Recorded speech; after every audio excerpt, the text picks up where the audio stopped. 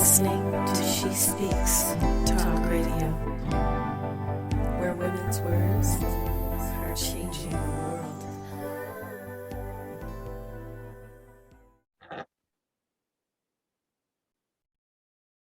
Welcome to the Mind Your Business Show with me, your host, Tierra, Womack, where we talk about finding balance between your life and your soul-led business, sharing the secrets of successful female entrepreneurs who are building wealth from the inside out, combining mindset and business strategies to create success on their terms. Hello, MYB family. I'm so excited to be back. I have such a special guest with me today. Her name is Aisya Carroll. This queen is the CEO of Survivor Not by Chance. She is a certified life coach, motivational speaker, author, psychic, Reiki, and meditation practitioner. And she's been featured on such a plethora of shows, the Connect Network, Fox, the US Times, Hustle Weekly, New York Business Now, and more. And she's known for overcoming trauma. This queen has created a successful program to help her clients take their power back. You know, I'm all about that. She has clients all over the country and holds weekly meditations to teach her clients how to release, to make space to receive. Let me repeat that. She teaches clients how to release, to make space to receive. I want it all. She believes in teaching her clients the skills to self-healing. That's so powerful. And as a result, Aisya shows her clients how to reprogram their mindsets to manifest the life of their dreams. She's also the host of Survivor Not by Chance podcast. And the show is all about survivor stories that are able to alchemize their trauma, in addition to a book that she has. It's all about her life, the pressures of becoming a diamond, which is sold all over the world in over 12 countries. And she lives by the tagline, we survive not by chance, but we survive because we fought to survive. Okay, can we get a hand clap for that? So welcome, Queen. Thank you so much for having me on the show. I really appreciate you, Queen. Yes. And so although this is, an audio radio show, we are on camera and she has the biggest smile on her face. So I'm trying not to look at her at the same time, so I don't just tease through the whole show. She's such a beautiful person inside and out. And, speaking of the meditations that she holds, I actually was able to experience a few of these. And one we had last night was Beyond Powerful. We were actually talking about it before we started the show today, just energetically. When you meet someone who is about that life, like about that spiritual life, they walk the walk, they talk the talk. And it just was such a beautiful thing to see, especially as a Black woman, watching someone in this spiritual center that's not just tied to the traditional, conditioning, I should say, of religion. So it really is such a pleasure to be in your aura, to be in your energy, and I can't thank you enough. Thank you so much. I really, really appreciate you attending the meditations and being consistent. I tell people primarily these meditations are for us. And when I say us, that's me included. And so each and every one of us showing up to the meditation to work on healing ourselves is extremely important. And so when you show up for yourself, you don't have to worry about other people showing up for you because you're showing up for yourself. Oh my God, just let that really resonate. And I think that goes back to the power that you teach in the self-healing, especially as an entrepreneur, because, I always say when you are someone that's been accustomed to doing all the things right in school, and then you maybe dabble your feet in corporate or, have an expansive corporate career, you are used to people patting you on the back, giving you a strategy, giving you the plan, giving you guidance in that capacity. And when you're an entrepreneur, it is all on you, right? Yes. So for all of my ladies listening, you know what I'm talking about, where so many times we forget to pat ourselves on the back and we forget that power of our own self, especially when it comes to healing. So that's amazing. And with this whole spiritual journey, I'd love for you to talk to us a little bit more about you coming out of the spiritual closet and what that looked like for you. Yes. So I finally came out of my spiritual closet, I think in 2021. And it was different. And I was nervous. I was afraid of what people would say. I was worried about other people's expectations of me. And so I had to look at myself and my life and look at where I am today and say to myself, am I a better person for being on this spiritual journey than I was before when I was a Christian? And I honestly had to say I'm a better person now.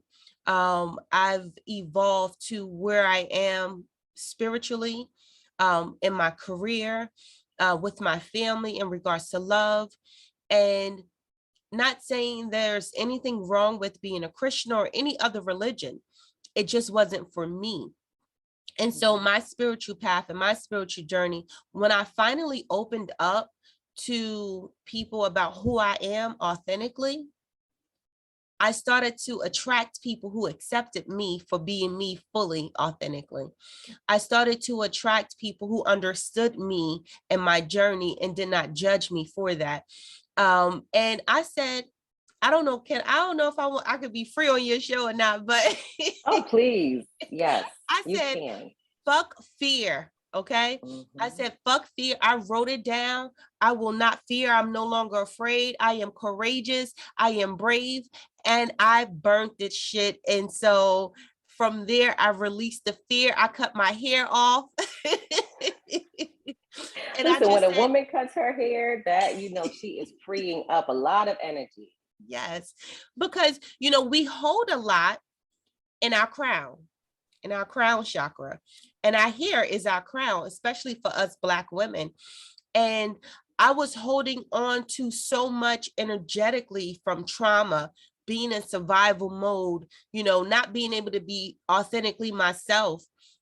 And so I shed 80 pounds and cut my hair, and I had a complete transformation. It wasn't something that I expected, but I was freeing myself. And so when you free yourself, you free all parts of you that does not serve you.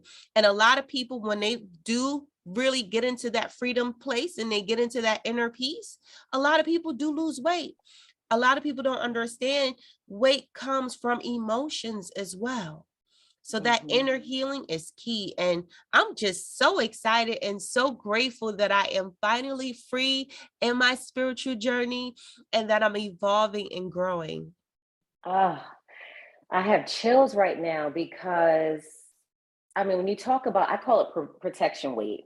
I used to say, I'm just a little bit fluffy, da da da da da. But this was before Corona, so I can't even blame it on COVID, right? It was me coming out of 2 long-term narcissistic abusive relationships and putting on protection weight.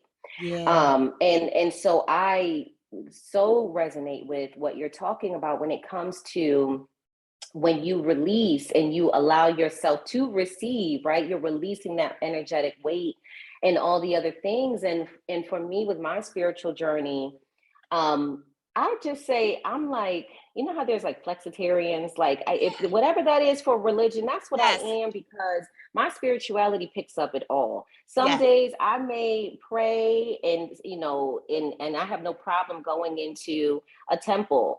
Some days I will really resonate with the sermon and, a pastor, traditional Christian. Like some days I'm more in the Buddhist sense. Some days I'm just speaking to the divine. I call my divine God, but it's just like I pick what I need.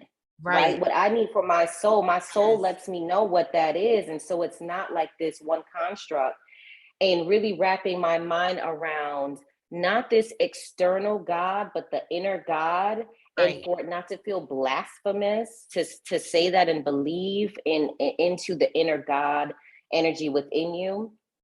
That changed my life. That really changed my life. So, I told you, for you listening, I told you this was going to be that conversation that you needed today. Now, I love this the catalyst for your spiritual journey. And I'd love for you to touch on how you were able to turn your magic and turn this newfound freedom within your spirituality into a thriving business. Yes, so I primarily started off as I started off taking a couple of courses just to learn about my own self spiritually. And when I was taking the courses, my mentor, she was like, "You're a medium.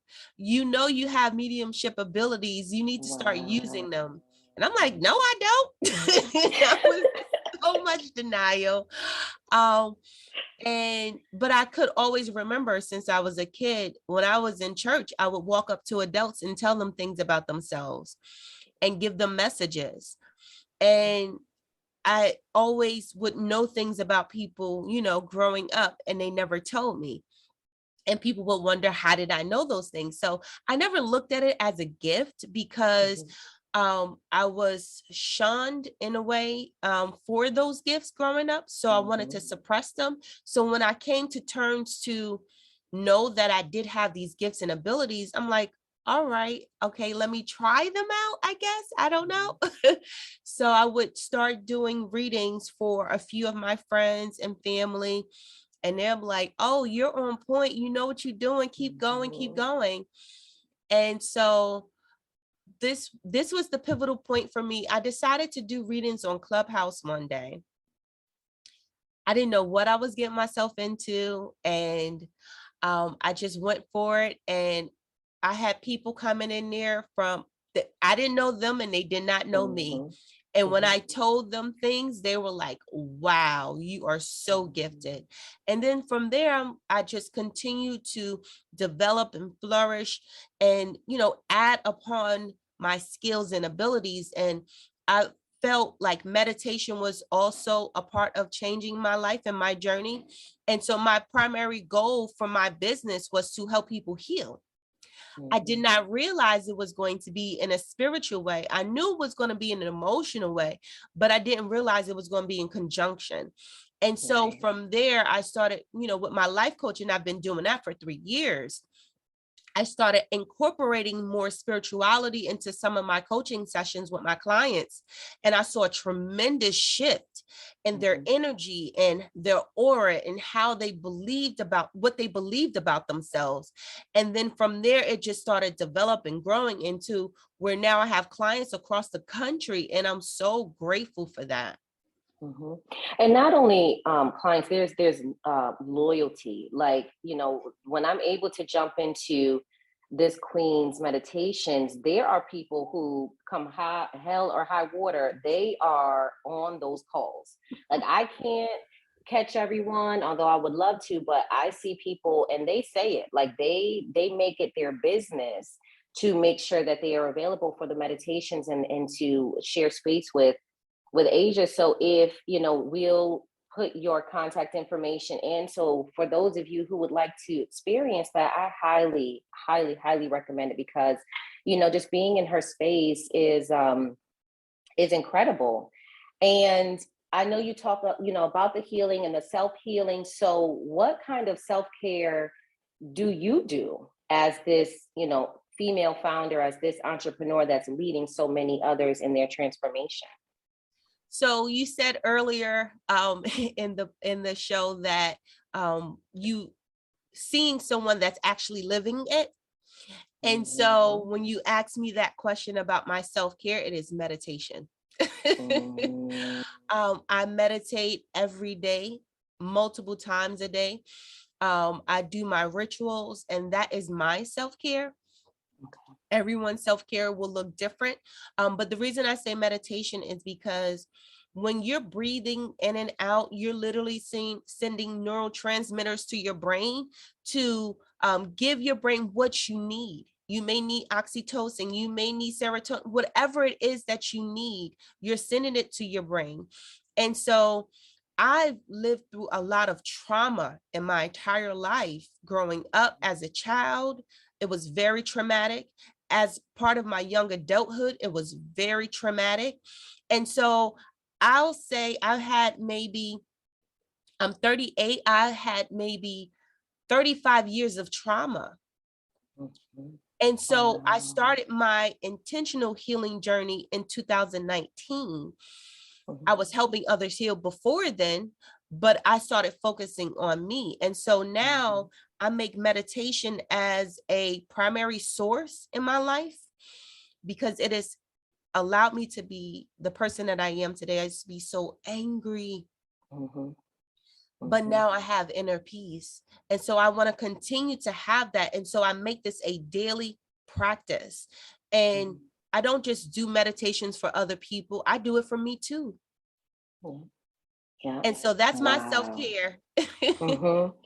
You know, I have no problem. First of all, that's so beautiful. And to know you, I knew you within this new, version of yourself that you have stepped into, but to hear and to know, especially so prevalent within the Black community, the angry Black woman and Yes. things of that nature. And so to hear you say that, I believe you, and I know that, and I can, definitely understand that. But I just like your energy and your presence is so soothing and so loving and so nurturing, so empowering, that it's just like a complete wow for me, to even start to understand what that journey must have looked like for you.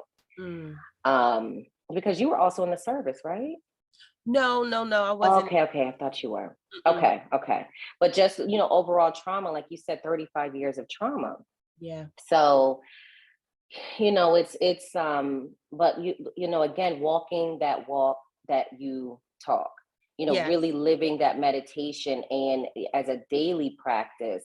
I have no qualms around telling people I built my coaching and mentoring based off the things that I needed and need. So as I learned for me, I teach you. As I'm like, this worked. It worked tremendously. Let me share this. And it just so happens that people pay me for this information. But Yes. other than that, it is, I don't feel like it's where you and I are mentoring and coaching from a place of like, you get what I mean? Like so Yeah. high up, Right. so far Exactly. removed. It's like, Yes. no, we are still on this journey as well. We may just be, a little further along than you and can share our wisdom. Right. And that's the power. And so when it comes to working with your clients that are learning to embrace their spirituality, what would you say is the number one mindset block you see? And how do you help guide them out of that? So I would say the biggest mindset block is old religious beliefs. Mhm. Because I have clients from various backgrounds. Um, and I am very open about my sexuality, Mhm. with me being a bisexual woman. And I didn't realize and understand why I was being open and vocal about that. Mhm. But I do have a lot of women and men and transgender people from multiple different backgrounds with multiple different types of parts of their sexuality. They're not able to accept it. And so, because I'm very open and vocal about my own sexuality, it attracts people who struggle with their sexuality, and it allows me to be able to be relatable to them.